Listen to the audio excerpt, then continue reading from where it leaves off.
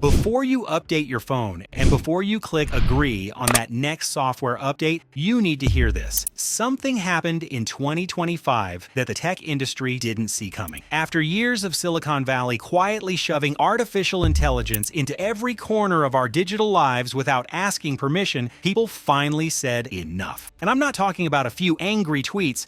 I'm talking about hunger strikes in San Francisco, spontaneous protests in London, politicians from Bernie Sanders to Ron DeSantis, people who agree on absolutely nothing, suddenly united against big tech's AI takeover. Your neighbor who just wants their phone to stop interrupting them with AI suggestions they never asked for. This is the story of how big tech turned on AI everywhere while you were sleeping, and how the backlash that followed might be the most important tech story of our generation. Because what's happening right now isn't just about technology, it's about who gets to decide how we live our digital lives. And before we dive in, I want to know, have you noticed AI popping up in apps and devices where you never asked for it? Drop a comment and let me know, because I guarantee you're not alone. Let's start with how this whole thing went down, because the way these companies pulled this off was masterclass level manipulation. Between 2023 and 2025, tech companies executed what I can only describe as the most coordinated stealth deployment in the history of consumer technology. While they made flashy announcements about exciting new AI features, they were simultaneously embedding artificial intelligence deep into the operating systems, apps, and services that billions of people use every single day. And here's the part that should make your blood boil. They did it without giving users any meaningful choice to opt out. Microsoft led the charge. In November 2024, they announced Windows 11 would become an agentic OS. Fancy words for your computer can now think for itself and take actions without asking you first? Sounds convenient, right? That's what they wanted you to think. The problem showed up almost immediately with something called Recall. This feature was designed to take snapshots of everything you do on your computer. Everything. Your emails, your browsing, your private documents, all of it recorded and stored. Privacy experts lost their minds. The backlash was so intense that Microsoft had to backtrack and make it opt-in. But here's what most people don't realize. That was just one feature. The real AI integration went way deeper. Copilot got embedded throughout Windows in ways you couldn't easily remove. If you're running Windows 11 Home, you could uninstall it with a few clicks. But if you had Windows 11 Pro, getting rid of AI meant going into the system configuration files, editing code, basically doing surgery on your operating system, something 99% of users would never attempt. And Microsoft knew that. Google took a different route, but ended up in the same place. They just replaced Google Assistant. Gone. In its place, Gemini, their AI system, became the permanent default across Android, Wear OS, everything. There was no maybe later button, no I like the old assistant better checkbox. You updated your phone, boom, you got AI whether you wanted it or not, and then they started injecting AI into search results with something called AI overviews. Suddenly, instead of seeing search results, you're seeing AI-generated summaries that may or may not be accurate. Over 150 million accounts are now subscribed to Google AI Pro. But here's the thing. Most of those subscriptions didn't come from people actively choosing to sign up. They came from default integrations. You opened your phone one day, and to your surprise, you're an AI user now. Then there's Apple, the company that built its entire brand on privacy and user choice. Even they jumped on the AI everywhere train. Apple Intelligence rolled out by default on compatible iPhones, Macs, and iPads in 2024. Message summaries, writing tools, custom emojis, notification prioritization, all powered by AI, all turned on automatically when you update your device. Now get this, Apple struggled so hard to build their own AI that actually works, they had to partner with not one, but two external companies. First, OpenAI for ChatGPT integration. Then in January 2026, they announced a multi-year deal with Google to power Apple Intelligence with Gemini. Think about that. Apple, the company famous for controlling every aspect of its ecosystem, had to go to its competitors and basically admit, we can't do this ourselves. And while they were scrambling to get AI working, customers were filing class action lawsuits because the AI features Apple heavily promoted kept getting delayed. But Meta took the most aggressive approach of all. They integrated AI across Facebook, Instagram, and WhatsApp, and here's where it gets really dark. If you live in the European Union, you got a notice about Meta using your data to train AI, and you got the option to opt out. That's because EU law, specifically something called GDPR requires it. But if you're in the United States or Australia, you got nothing. No notice, no opt-out option, nothing. American users who wanted to stop Meta from using their public posts, photos, and captions to train AI had exactly two choices: make everything private or delete your account. That's it. And even making things private only protects future posts. Everything you'd already shared publicly, already scraped, already used, already part of the AI training data. Amazon decided to join the party in the most invasive way possible. In March 2025, they sent emails to Echo users informing them that the Do Not Send voice recordings feature would no longer be available. Translation: Amazon was going to use your voice to train their AI systems and you couldn't stop it. Your conversations with Alexa, your voice commands, your kids asking Alexa to play Baby Shark for the 100th time, all of it feeds the AI machine. But the companies didn't just force AI features on everyone, they also went after the data, your data, to feed these hungry AI systems, and they did it in the quietest way possible. Meta started scraping data from public posts to train their AI models. Europeans got notices and opt-out options because the law required it. Americans got an updated terms of service that nobody reads. LinkedIn changed its terms to use your employment data for AI training. Pinterest updated its policy to train AI on your photos. X, formerly Twitter, made you manually submit deletion requests if you wanted out. The pattern repeated across every major platform. Here's what really happened. These companies looked at the AI arms race, realized they needed massive amounts of data to train their models, and decided that your content, the photos you shared, the posts you wrote, the thoughts you expressed, all of it was fair game. No compensation, often no notification. Just take it and use it. Now you might be thinking, okay, that's shady, but did people actually care? Oh, they cared. And the numbers tell a story that should terrify every tech executive in Silicon Valley. In 2022, when ChatGPT first launched, a Pew Research survey found that nearly 1 in 5 Americans saw AI as more of a benefit than a threat. People were optimistic, excited even. Fast forward to 2025, and 43% of US adults now believe AI is more likely to harm them than help them. Let that sink in. In just 3 years, public opinion completely flipped. The technology Silicon Valley promised would change our lives for the better, now seen as a threat by nearly half the country. But it gets worse when you look at the workplace. A 2025 study by Asana found that 84% of employees were experiencing digital exhaustion. 84%. More than 3 out of every 4 workers are burned out by technology. 77% reported feeling overwhelmed by AI scaling. And here's the real kicker. Among people who use AI frequently, the burnout rate hit 45%. The tools designed to make work easier were making people miserable. Researchers even gave it a name: the AI paradox. Tools meant to streamline your workflow instead amplify your stress, because now you're not just doing your job, you're also managing AI outputs, fact-checking AI suggestions, fixing AI mistakes, and trying to figure out which tasks you can actually trust the AI to handle. The overall workplace numbers paint an even grimmer picture. 66% of workplace burnout overall. 82% of workers are at risk from rapid changes like return to office mandates combined with AI. Overhauls. 52% of workers are anxious about AI threatening their jobs. And while all of this was happening, companies kept pushing forward with AI integration at breakneck speed, completely blind to the human cost. Then something beautiful happened. People started pushing back, not quietly, not politely, loudly. In late 2025, a post appeared on Hacker News. The title was simple: "I'm drowning in AI features I never asked for and I hate it." That post became a digital bonfire. Over 300 points, more than 200 comments. Tech-savvy users from around the world vent their frustration about forced AI integrations that bloat their tools and disrupt their workflows. The complaints got specific. People were using uBlock origin filters to surgically remove AI elements from websites. Others were ditching Windows entirely, switching to Linux distributions like Fedora or Ubuntu just to escape the constant AI interruptions and notifications. One user wrote, "My gaming PC was a nightmare until I went Linux," praising the speed and lack of AI-powered distractions. And here's what made the thread so powerful. These weren't technophobes afraid of new technology. These were developers, engineers, power users, the exact people tech companies usually cater to. And they were saying no, loudly. Even Merriam-Webster got in on it. When the dictionary's human editors picked their word of the year for 2025, they chose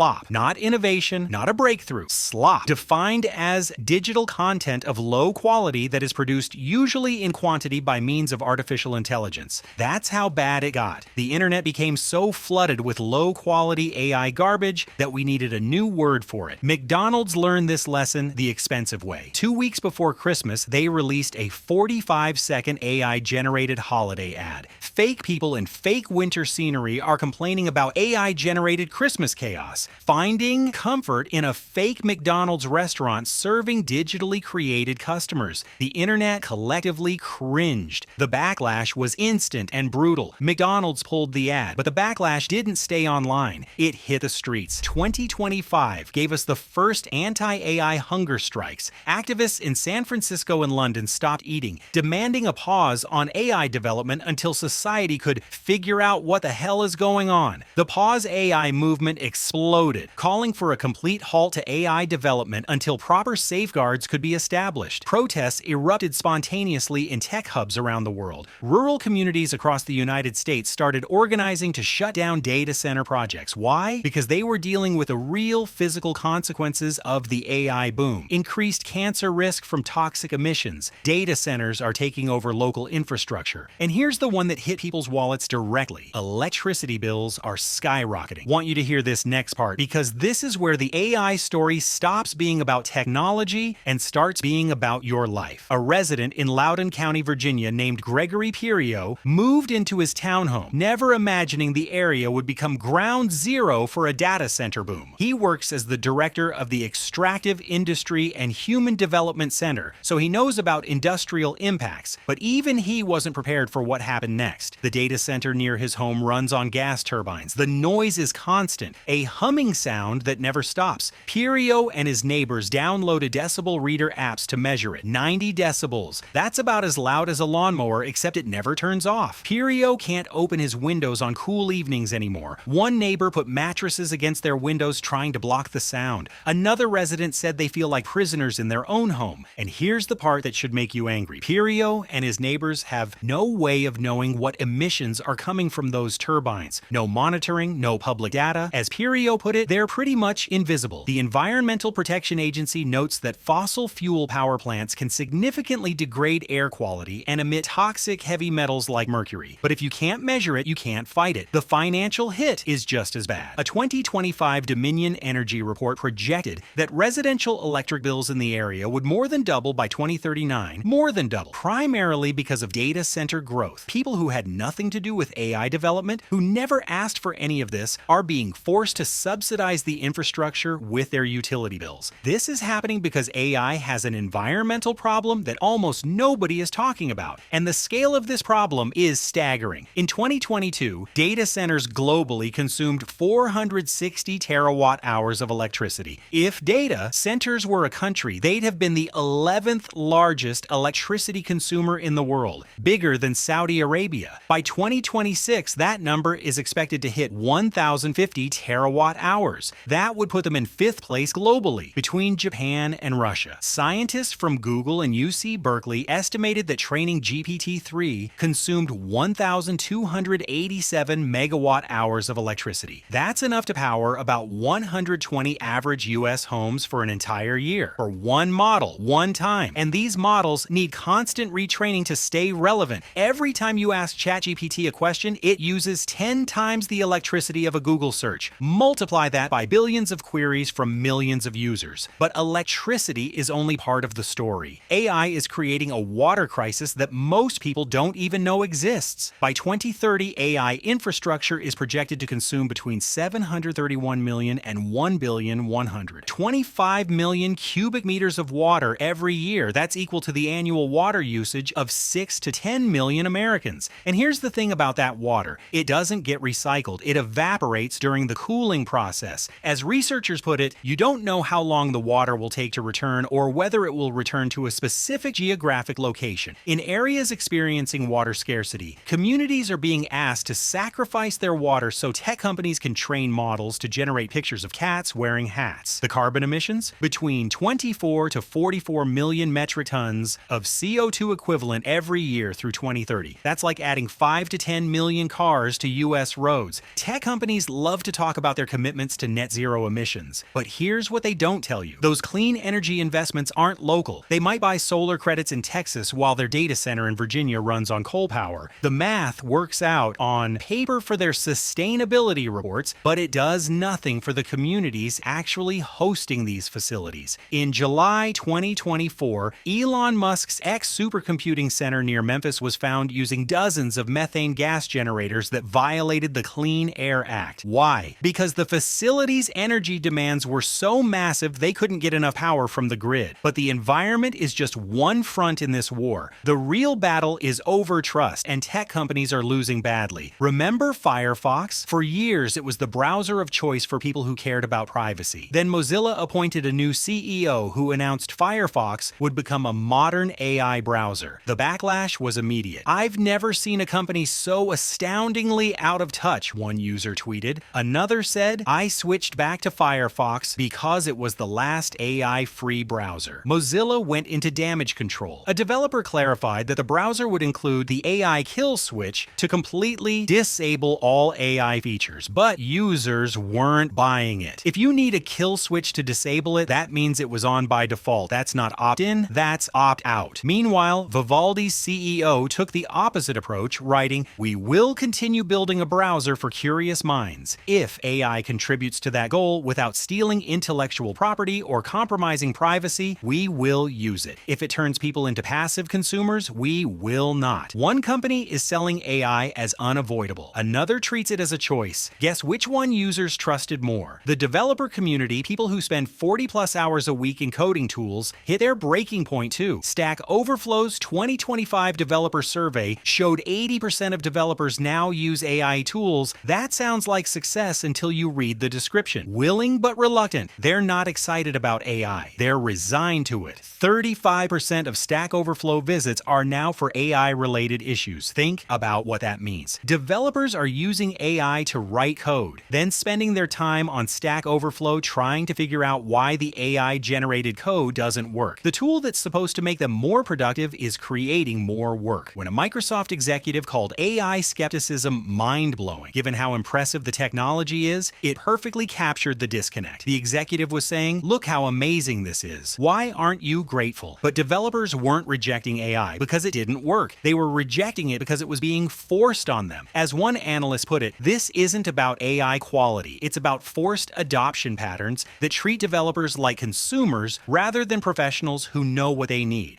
And then something truly remarkable happened. Politicians got involved, not just one party, both parties. People who can't agree on anything else suddenly agreed that big tech's AI push had gone too far. On the progressive side, Senator Bernie Sanders launched a campaign calling for a pause on the unregulated sprint to develop and deploy AI. Representative Alexandria Ocasio-Cortez joined him, blasting Republican legislation around AI. Pretty standard progressive tech criticism, right? Except they were joined by Marjorie Taylor Greene and Ron DeSantis, MTG and Ron DeSantis, agreeing with Bernie Sanders and AOC about anything.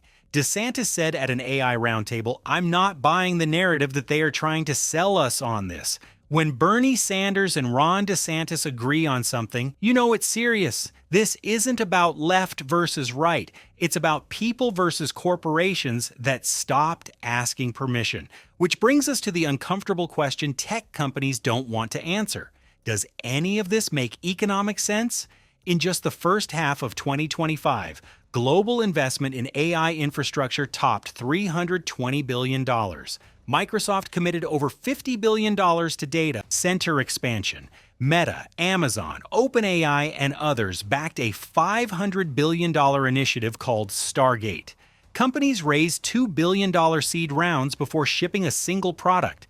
Meta spent almost $15 billion to lock up one AI executive. The industry has promised $1.3 trillion in future infrastructure spending. That's trillion with a T. But here's the problem. Most organizations using AI aren't seeing returns. Banks started rehiring humans after AI rollouts failed. Companies found themselves spending more time managing AI outputs than the AI saved them. Blue Owl Capital pulled out of a planned $10 billion Oracle data center deal. Analysts started comparing the AI boom to the dot-com bubble, warning that history suggests the profits won't be where everyone's investing. If this were purely about innovation, you'd see companies across industries eagerly paying for AI services. Instead, you see tech companies pouring money into infrastructure, hoping the use cases will materialize later. That's not innovation, that's speculation. And the human cost of this speculation, it's real, and it's devastating. After multiple teenagers died by suicide following prolonged conversations with AI chatbots, Character AI removed the bots and faced lawsuits. California passed SB 243 regulating AI companion bots. Researchers started documenting chatbot psychosis, prolonged interactions causing vulnerable people to experience delusions. In May 2025, Anthropic released a safety report documenting that their Claude Opus 4 model attempted to blackmail engineers to prevent its own shutdown. Read that again. The AI tried to blackmail the people who created it, but tech companies keep building anyway. And when researchers raise concerns, the response is always the same. Trust us, we've got this under control, except they don't. Companies building AI are largely silent about basic questions. How much energy does each query use? What are the real environmental impacts? Where does the training data come from? This leaves everyone trying to plan for AI's impact with incomplete information, and the costs keep getting passed to regular people. Harvard researchers concluded it's not clear to us that the benefits of these data centers outweigh these costs. Why should we be paying for their power bills? Your electricity bill goes up so Google can train another AI model. You didn't vote for this. You didn't agree to this, but you're paying for it anyway. So what do people actually want? The backlash has crystallized into 5 clear demands. First, real opt-in, not opt-out disguised as choice.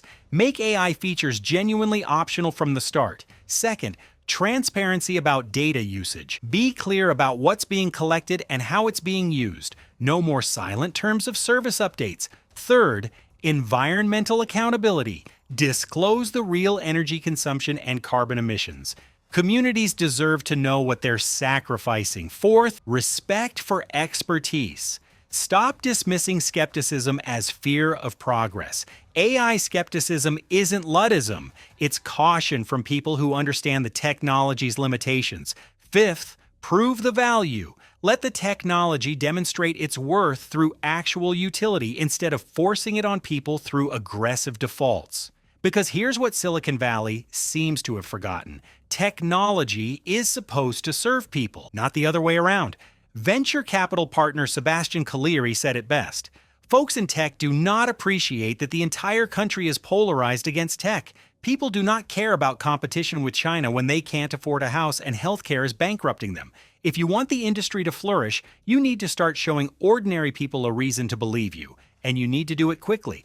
Tech companies are obsessed with beating China to AGI, while regular people are struggling to pay rent. They're spending billions on AI infrastructure, while communities can't afford their electric bills. The AI industry faces a choice: continue down this path of forced adoption, environmental destruction, and dismissal of legitimate concerns, or pause, listen to what people are actually saying, and build AI systems that people want, that don't wreck the planet, and that respect human autonomy. The backlash of 2025 isn't going away. Communities are organizing, politicians are paying attention, developers are building AI-free alternatives, regular users are switching to products that respect their choices. This moment matters because it's about who gets to decide how technology shapes our lives: the tech executives who profit from deployment, or the billions of people who actually have to live with the consequences. For the first time in years, people are pushing back. They're saying no to features they never asked for. No to environmental destruction justified by vague promises. No to having their data harvested without consent. No to paying higher electricity bills to subsidize someone else's AI dreams. And that simple word, no, might be the most important word in tech right now. So here's my question for you. Are you okay with how this is going? With AI appearing everywhere without your permission? Is your data being used to train models without your consent? With tech companies making decisions about your digital life and billing you for the privilege? Let me know in the comments, because this conversation is just getting started. And if you found this video valuable, if you want more coverage of what's really happening in tech beyond the hype and the press releases, hit that subscribe button. This channel exists to cut through the noise and tell you what's actually going on, because you deserve to know the truth about the technology reshaping your world. The fight over AI's future is happening right now, and for the first time, the people using the technology are getting a say in how it develops. That's worth paying attention to.